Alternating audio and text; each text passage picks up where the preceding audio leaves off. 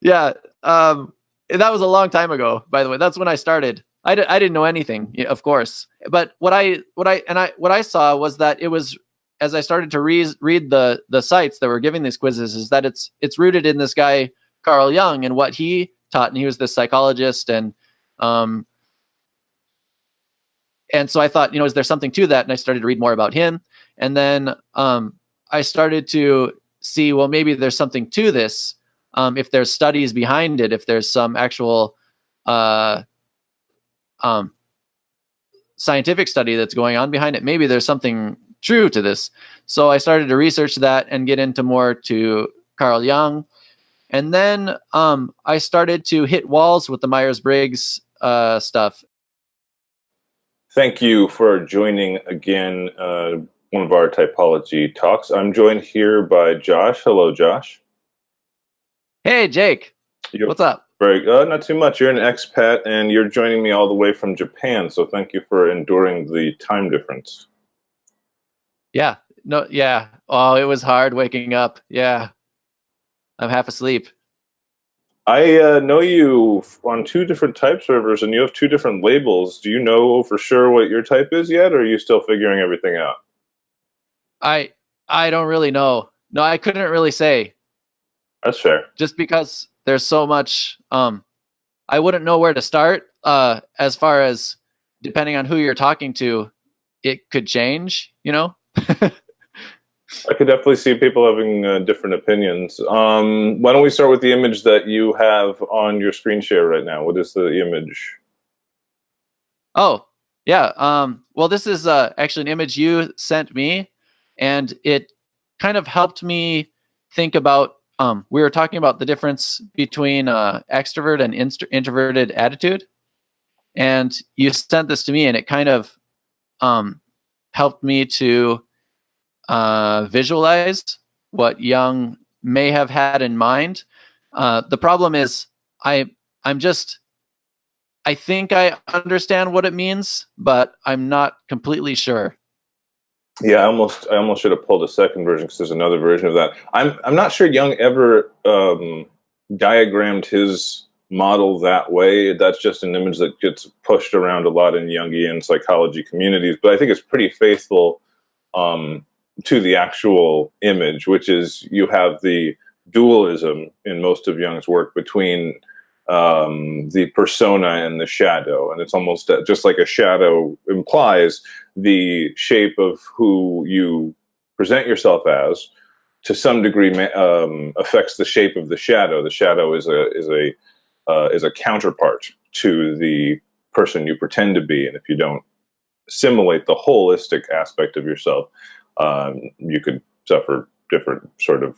He believed that was the cause of many of his patients' neurological problems, was a failure to integrate all of themselves into their consciousness, into their conscious component, and trying to sort of schizophrenically segment themselves. So that sort of picture, that image, unfortunately, that I can't put on the screen unless you start talking, but whatever, when you start talking, it'll come back up. Well, there's nothing we can do. I can't narrate at the same time. It's the limitations of Google Hangouts. I suppose I could put it up later in post, but I can't see it myself very clearly. Ah, really? Okay, so I have to talk to. Technically, yeah, but it's okay. But yeah, but I guess what were your questions about it? Okay, good. Well, if I could just run by what I think it means, and then maybe you could catch me if I'm going off the wrong road, or. Mm-hmm. So I see outer world and inner world on the outside. And I kind of assume that outer world is his idea of the extroverted attitude. And then inner world was representing the introverted attitude. I would say it's the target of those things. It's the target. The outer world would be the target of the extroverted attitude, and the inner world would be the target of the introverted attitude. Okay, that's cool. That makes sense. And then the ego, I'm thinking, is your conscious self. So what you're conscious of. Yeah, more or less, to simplify it, yeah. And then the shadow, I guess, would be the opposite, your things that you do unconsciously or think unconsciously. Or things that you're suppressing that may manifest themselves in dreams, or unconscious behaviors, but something that is being suppressed for one reason or another because of internal identity or external influence, cultural influence. Your parents raised you a certain way to think a certain way about certain urges that you have, whatever, anything like that. Ah, okay. Mhm. Really? Mhm. And I noticed anima and animus. I watched some of Jung's teachings about archetypes, and I've heard of those terms before. I don't really understand why they're put on this image, since I thought they were archetypes of like male and female, basically. Correct, but that is, if you have a male persona, then you have a feminine side, and that's what Jung is asserting essentially, or a masculine side if you have a female persona. That both of those things are within you, and it's your job to reconcile, not be overly masculine or overly feminine. You don't want to be overly independent and overly dependent. You don't want to be overly stoic or overly unemotional. You want to reconcile, and you want to recognize the fact that you have both of those components inside of yourself, and your sort of greatest self. That's why self is in the middle. Self's the whole thing, right? Can I stop? Yeah, go ahead. Stop me. Can I stop you for a second? That makes sense. You said it was components of yourself. Then wouldn't it be okay to add? Aren't there many different components of myself besides anima and animus, or are those the only ones? No, this is a very crude image. You'll notice this is just one component, one facet. It was meant to give you an idea of sort of the shape of a lot of Jung's ideas. You'll notice, for example, that anima and animus are the only kind of archetypical images that are in there. There's a whole sort of pantheon, if you will, of archetypes in Jungian psychology that aren't present in that diagram. Cool. That makes total sense. That completely clears it up for me. Thank you. No problem. And then the self is just, why is self in the middle there? Is that just everything, or? Yeah, it's meant to sort of as a your largest self, your total self is yourself, including your connection to the cosmos, inner and outer, the collective unconscious, and the world that we all inhabit and we all share, the so-called objective world. If you and I catch the bus, we catch the same bus. That's not going on in the collective unconscious, but depending on how deep you go, and this is where some people who are even critical of Jung like to harp on, because he starts to sound like a mystic, there may be shared unconscious experiences or shared experiences in that other space that exists, that it might not purely be, I don't know, but there's a metaphysical component to it, that it might not be Okay. I don't personally take it that far. I don't think you have to get value out of Jung's work, but some people are a little bit, hippy dippy with it. Okay, that's cool. Can I ask another question? Mm-hmm. Would you say that understanding this picture, or the terms in this picture, is important to understanding Jung on typology? Not strictly, no. No. Oh, really? So, not really, no.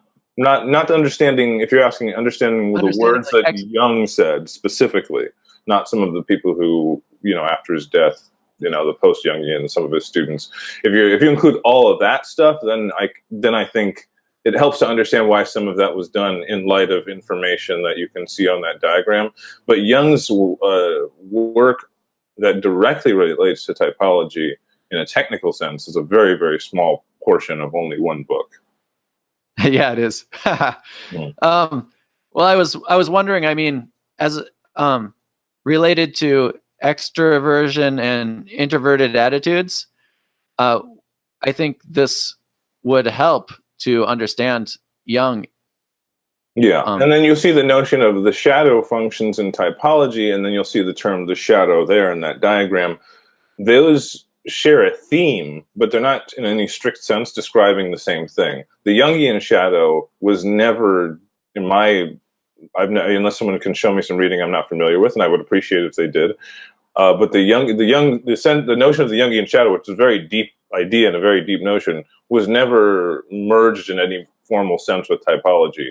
I think that what happened in that case was, as the typology framework was built out and confirmed to whatever satisfaction that these post-Jungians had, as they got into the theory that all types have all functions and the difference between them is the order of the functions, they needed to start putting names and labels on things that made it easy to understand the character and the nature of things, and they kept those terms Jungian. So I think that's why you hear terms like the shadow functions, but it shouldn't be confused in any formal sense with the notion of the Jungian shadow. They just share a name, basically. Okay. Can I move over to the next slide? For sure. What's this? I don't know what this is, but I guess we're is it showing up? Is it showing up there? I see a P and a J, and I see my name, and I see Jung's name. Nice. Okay. So my original kind of idea was I have an idea of what I think Jung's explanation of these concepts are. Okay. And so I've kind of arranged some slides in kind of dichotomies of what Jung explained as being kind of two ideas that aren't able to reconcile with each other, kind of polar ideas, polar concepts like feeling and thinking or things like that. Okay.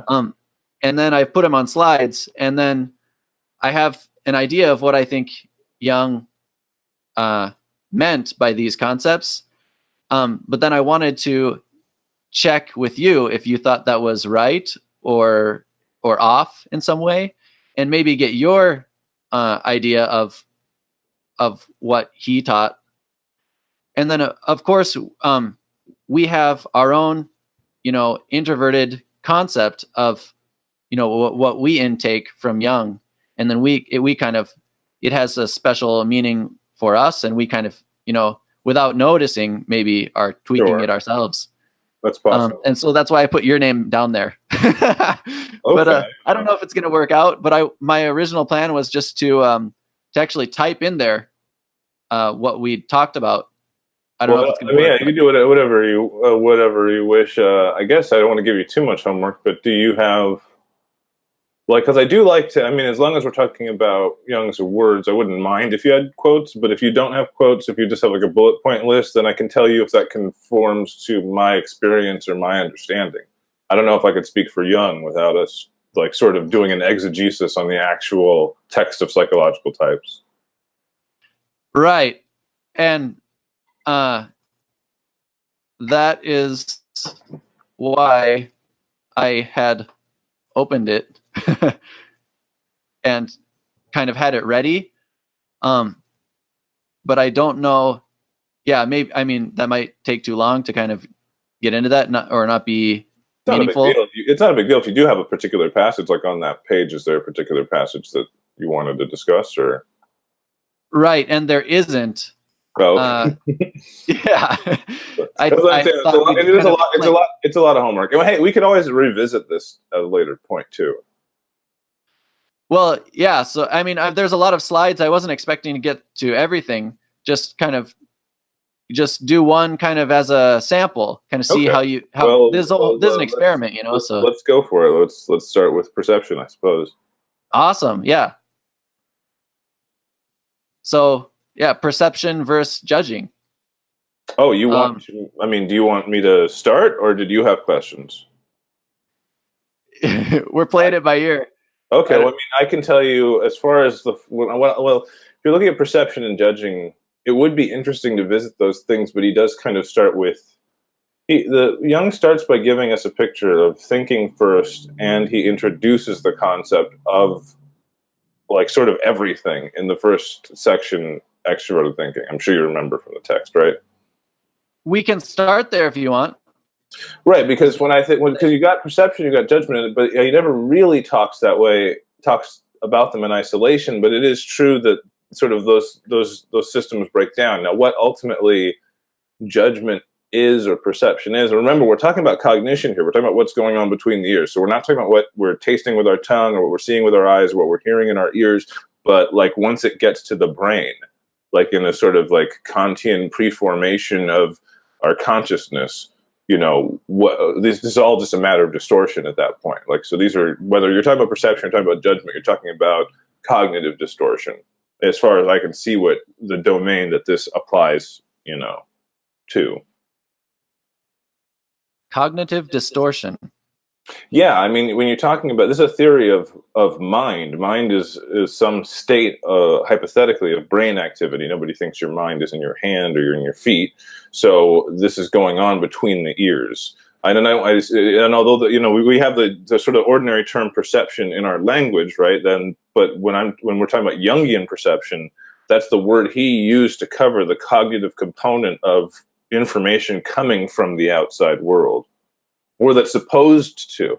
You have to remember that he was dealing with people who were in states of madness, or you might think, if you're a delusional person, that there's a physical monster outside of the window of the mental institution that's coming in to eat you. Okay, for you, that's an extroverted reality. It's the fact that no one else can see it is how we know that it's not actually, you know, anywhere but inside the mind of the patient who's being panicky. But for them, they behave as if it's in the real physical world. They don't behave as if they're having a nightmare. So you have to remember that we're not talking about, when we're talking about extroversion necessarily, we're still talking about how the mind deals with these things. It's not a metaphysical theory of things that really are in the world. Yes, it is true that, you know, thank goodness our senses are good enough that they give us an accurate enough picture that we can apprehend the real world and successfully navigate the real world, and so on and so forth. But that's not what Jung's talking about when he's talking about sensation. He's not talking about what our eyes are doing. He's talking about what our brain is doing. Yeah, that makes sense. I kind of get that much. But you said that Jung started with thinking. Do you mean you mean thinking as in the judging function of thinking versus feeling? Correct. That's, I believe, if I go to this every once in a while, but if memory serves, that's the first section he uses to start talking about this framework. Okay. That's that would actually be fine. I pulled up the slide on thinking and feeling. Could I ask then what you would say if you could encapsulate what Jung taught about what thinking is? Well, it's a judging function. It's, for me, like, it's kind of hard to start at thinking and feeling because they're actually judging functions. So you can't, it's hard to kind of put them into put them into a concise, like, bite-sized piece without first talking about what judging is, because then you have to kind of explain what judging is while you're explaining thinking. But and I think that was what you end up seeing in the work. It's presented as pairs of opposites. Yeah. So it just from your understanding of Jung, if you could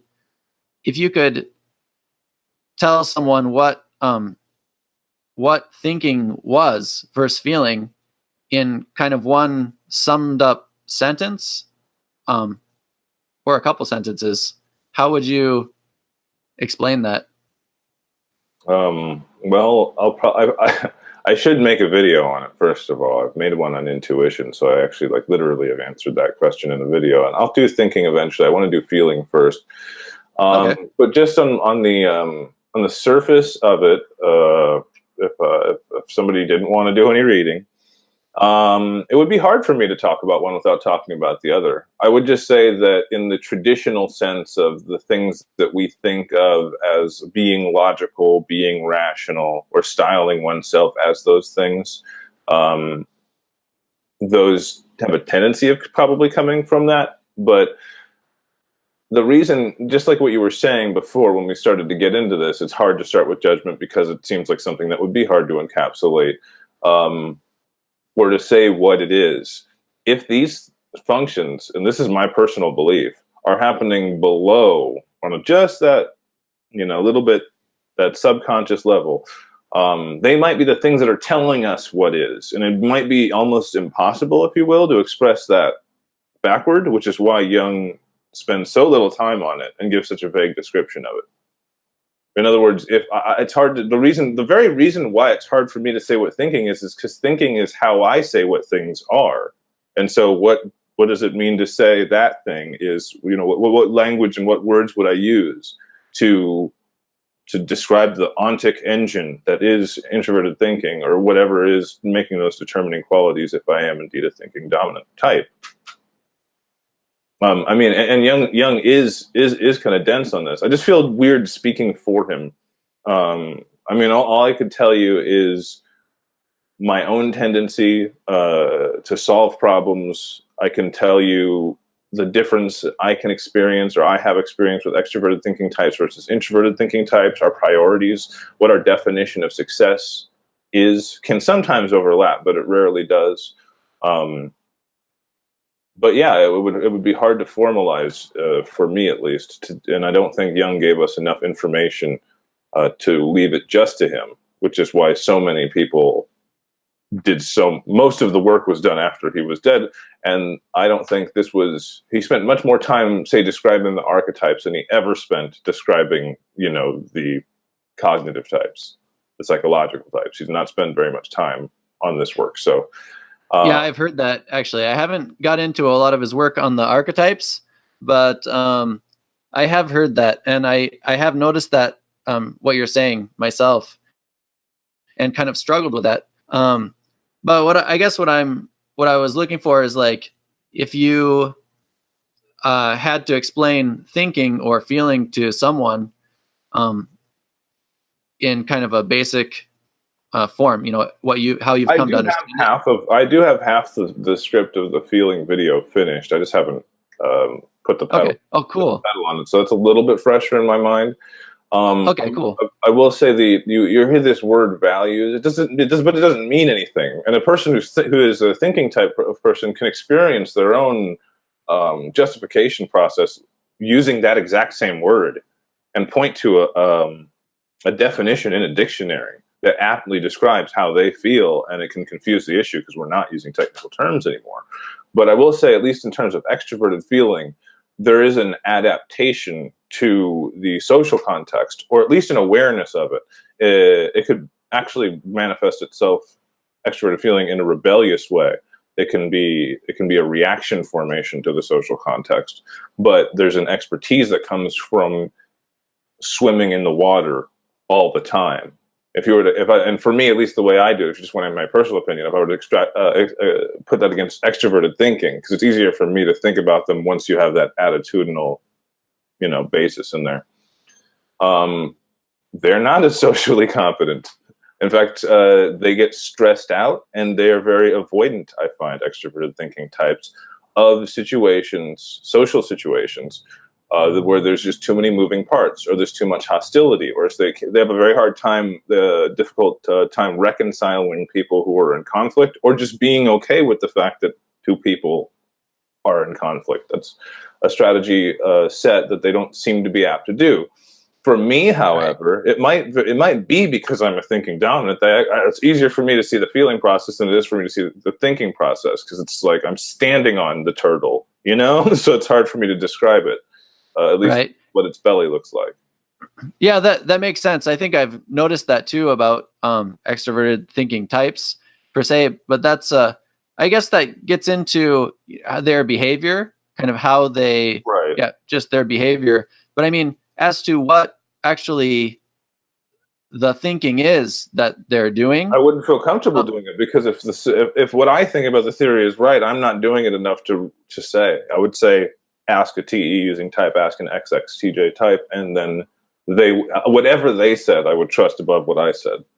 Well, how would they know that they're a TE type unless they understood what Jung taught about what thinking is? Well, I'm not saying that you necessarily have to talk to an XXTJ type who does not know what Jung is saying about typology. You don't have to go to a person who you're typing. You can go to somebody who knows their own type or knows more than you. I mean, if you feel comfortable that I'm not in delusion about my type, and certainly there's got to be someone else on the planet you can get into that situation with who is supposedly using extroverted thinking instead of introverted thinking. Okay, so you're saying you have an understanding of what Jung taught about thinking and feeling enough to where you can type yourself, but you wouldn't be able to explain to someone what that thinking and feeling was. I mean, maybe I could type myself, maybe I could type someone else, but that does not mean that the inner experience of being a type is completely availed to me by the fact that I could accurately type somebody by whatever method, external method, internal method, my own private, whatever, something somebody else told me. None of that would let me know what it is to be an ISFP, INFP, ESTJ. That would be completely delusional just because I've learned some diagnostic technique to accurately, spot them or whatever. Sure. I'm not asking you to do that to type someone or type someone's behavior. I'm just saying, for example, let me give an example. For example, would it be accurate to say that thinking is making a logical decision over feeling, making a decision based on emotion? How about that? I wouldn't necessarily say that, because there could be a situation a thinking type is in where the best way to solve the problem is emotionally, and their logic could tell them that, and then they go buy flowers or something. You know what I'm saying? There could be a situation just the opposite, where the feeling person,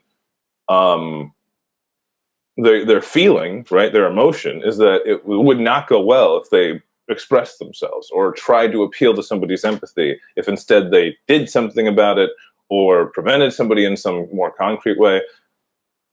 And that would be driven by a feeling judgment. So I could, that's why I think it's hard to correlate those things, because these processes are very adaptive.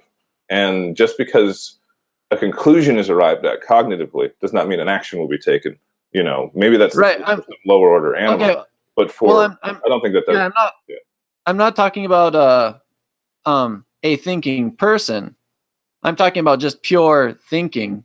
I know a thinking person might have an emotion, and that might inspire the logic that went into the decision that they made. But I mean, as for just the process of, because we can't type people, and we can't figure out the behavior or what went into everything that went into a decision. What I'm saying is, what we can do is we can get into the theory, and we can talk about theoretically what thinking is over feeling, and making a decision based on the words you used were logical and rational, based on rationality or some logic over and above, versus making a decision based on emotion. Would you say that explains the dichotomy, or is there a better terms to use to explain that dichotomy? There may be, but I guess I'm getting this image almost of thinking or feeling being presented almost as platonic objects unto themselves. I'm not talking about thinkers and feelers. I'm just talking about. That's where I'm getting confused. So then I don't know what thinking is at that point. I'm not sure what's being asked, because I don't believe that these functions. First, I don't think we know. I don't think we've done enough study on human brains in the context of this framework, which I think more should be done.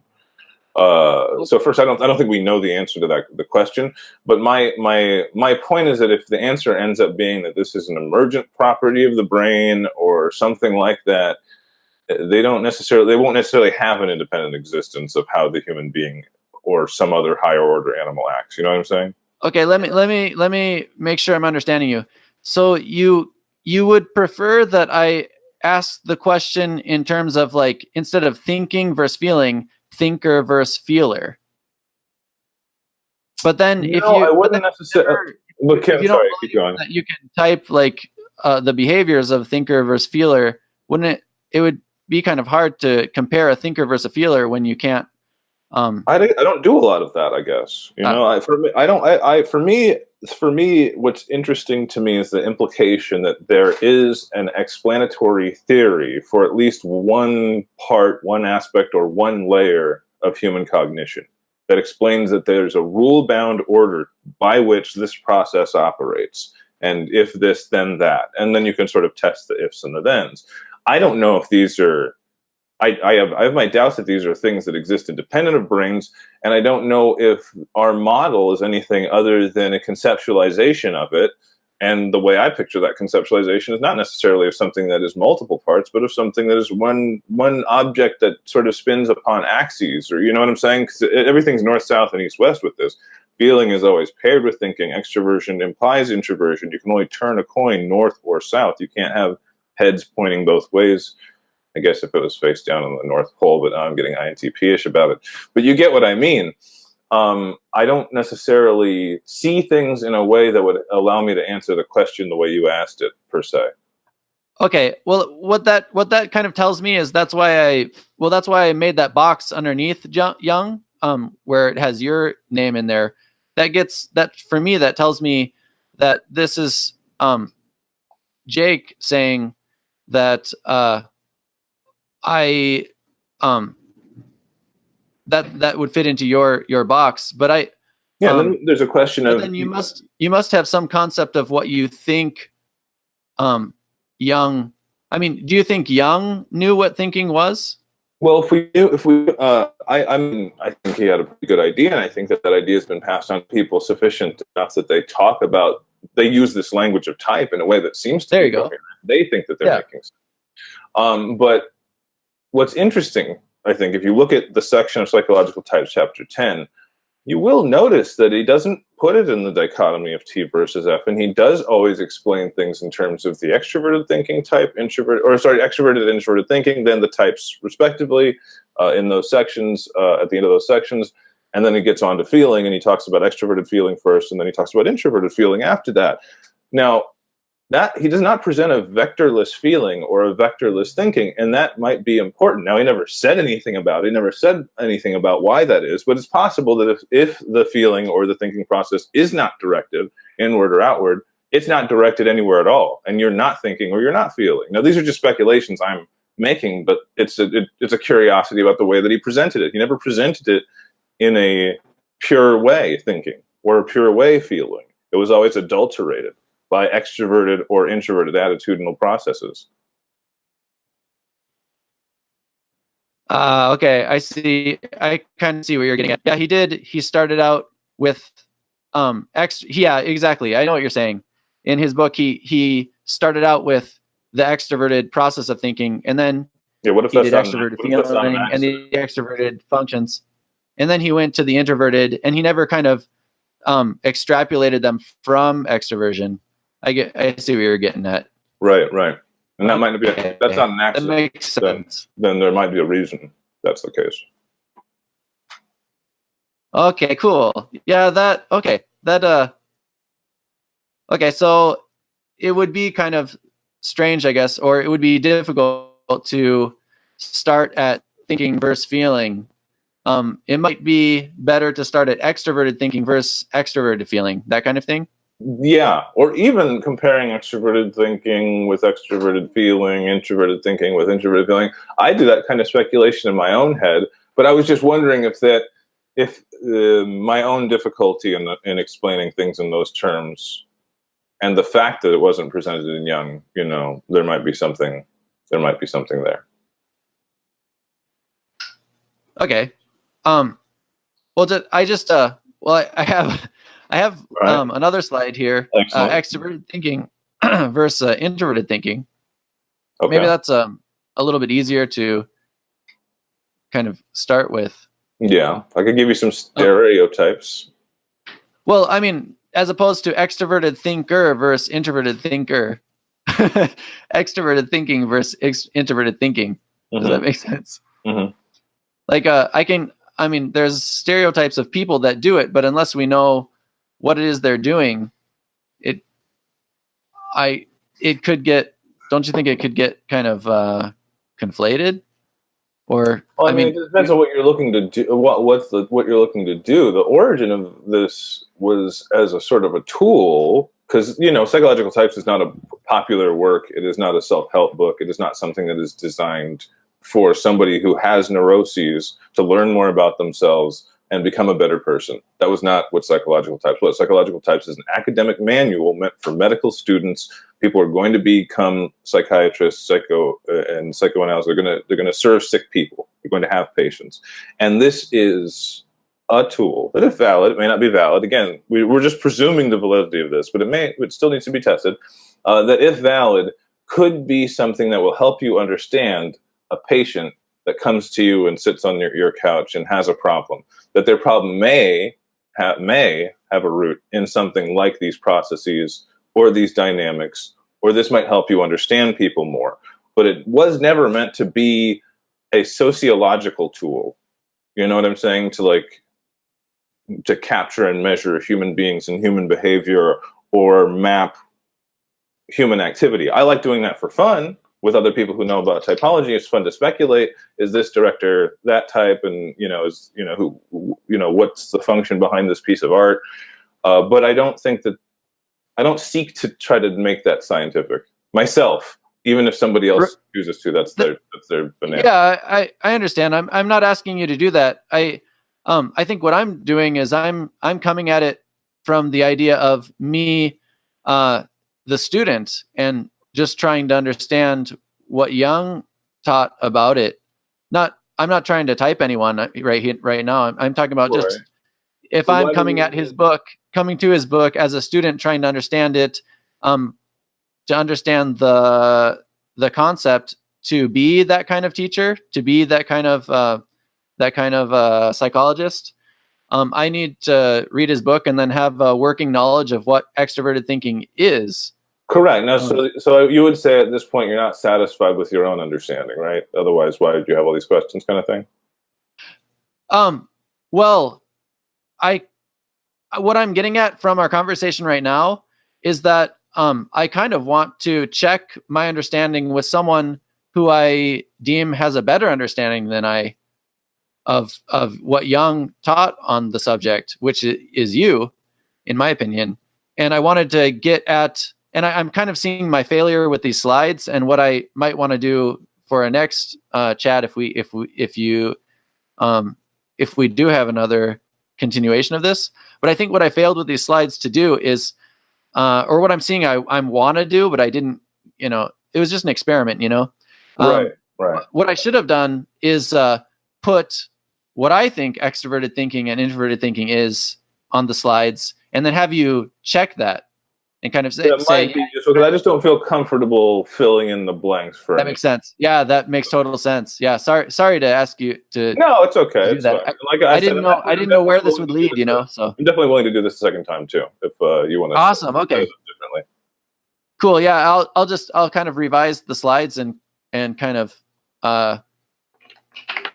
I see what you're saying. Yeah, it's it's okay though. I mean, it is interesting. I mean, I can talk about points of contention that I have with extroverted thinking types, and as far as I'm a little bit curious, because I don't like to make these too long. We've already gone over half an hour, but I am a little bit curious about yourself. Okay. Are there any functions that, as described, or at least at your level of understanding right now, that you're pretty sure that you use over other functions?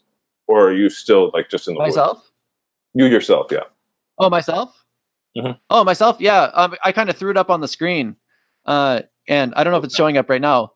But A lot of intuition. I kind of, as far as, yeah, if I understand Jung right, what I've read, I've read those 100 pages a few times now, and if I understand him, I think I'm kind of addicted to these functions, extroverted intuition. I've heard that a lot from other people. Actually, I think you've actually said that to me. Mm-hmm. Even though don't take anything I take.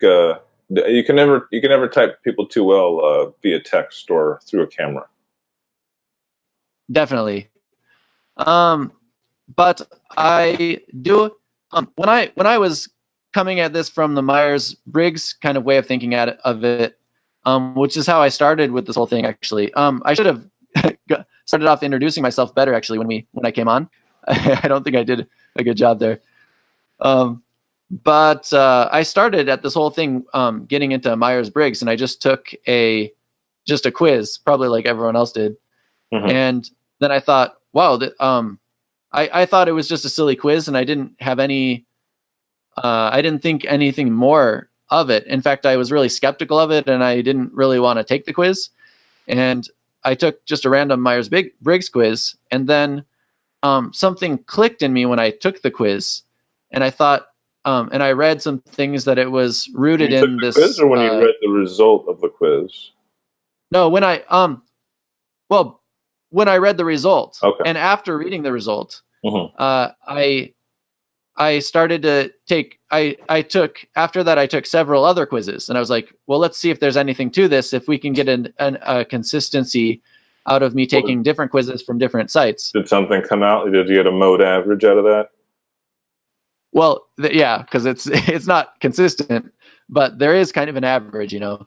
Do you usually type as like ENXP, ENTP, ENFP? No, INTJ, INFJ, something FP, a lot of TJ, FJ, FP. Yeah. I mean, a lot of intuition. Most of everything was intuition. I have no idea who makes these quizzes. Like they could be made by literally anybody. And also, never take a quiz on Facebook because it's probably tied to some kind of Russian intelligence system trying to profile you or something. So I wouldn't do it. Right on.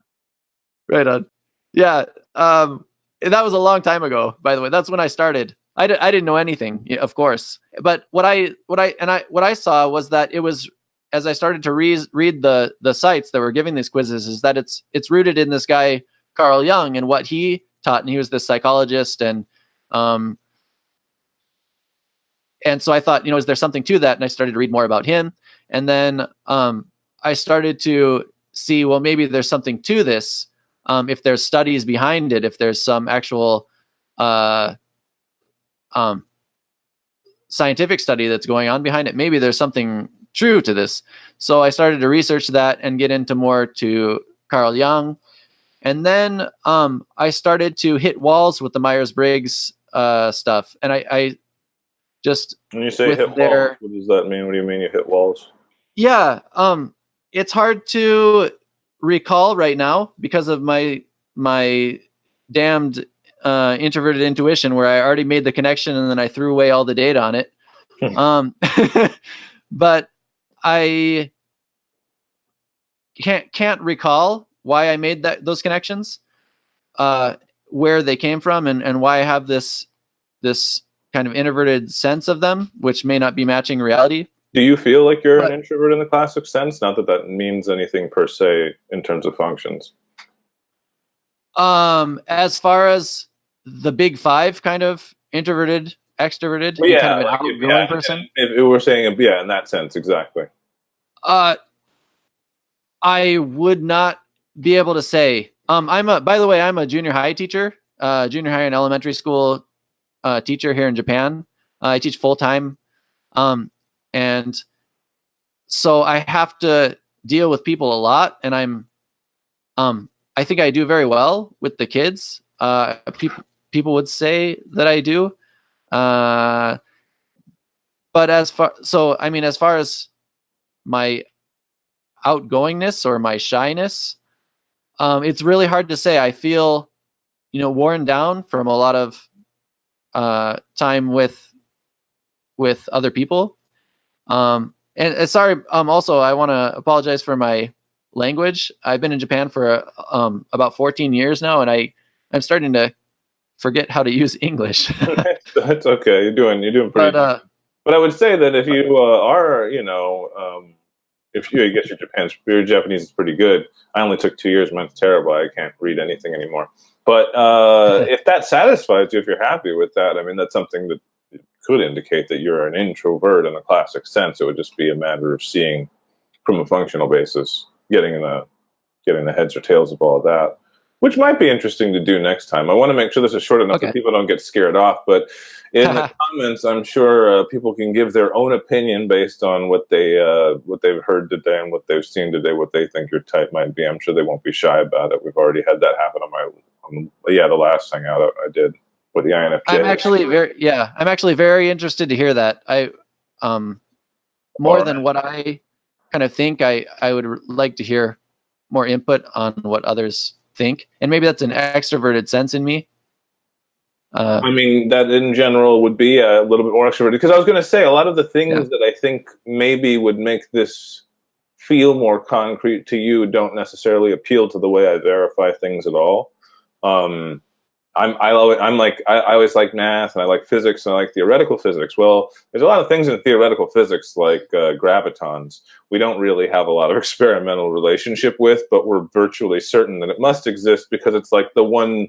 It would be like if you were doing a jigsaw puzzle and like there was a piece missing that was clearly the door of the house, because nothing else is the door of the house. It would kind of shock you if you found that piece and it wasn't a door, and lo and behold, you find the piece and it's a door. Our theories a lot of the times precede, it's how we find things in the first place, precede our observations. And I don't mind playing in the ground of the development of a theory, because I know that there's going to be a lot of different ways that this is looked at and verified if it's valid. For me, like you said, there was something that clicked beyond you've heard of the Forer effect too. I want people to know I've heard of the Forer effect. I understand. I'm not a big fan of astrology. I don't really do the Enneagram. I'm not prone to read into things and read into systems. And I did do a lot of studying like you. It was very intriguing when I found out about this sort of scheme and how it worked. And it made me want to learn more. Okay. Yeah. Same here. Yeah. And the Enneagram too. Yeah. I'm kind of, I didn't see consistency in that either. I saw kind of a lot of different Enneagrams that could relate to me, and at different times more than others. And in my past life, some more than others, and kind of switching between them. And so I didn't see like a consistent,